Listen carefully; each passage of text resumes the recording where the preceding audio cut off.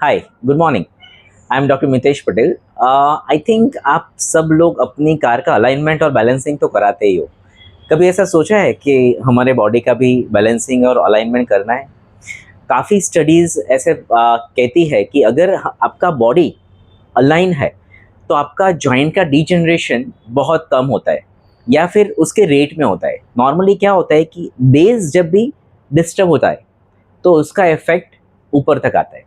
तो कई बार सर्वाइकल के प्रॉब्लम को हम लोग यहाँ से भी ट्रीट करते हैं। ये यहाँ से उसको पूरा ट्रीट करना होता है। अगर आपको और या आपके कोई भी रिलेटिव को अगर कोई भी जॉइंट का प्रॉब्लम है तो आप मुझे कंसल्ट कर सकते हो, because I am certified in chiropractic techniques. और हम उस बॉडी को प्रॉपर पोजीशन में अलाइन करते हैं जिससे पेन बहुत कम दिनों में, कई बार 1 और 2 सेशन में कम हो जाता है। नीचे मेरा कॉन्टैक्ट नंबर है, you can contact me on that, but please come with appointment only, so you can get proper treatment. Thank you.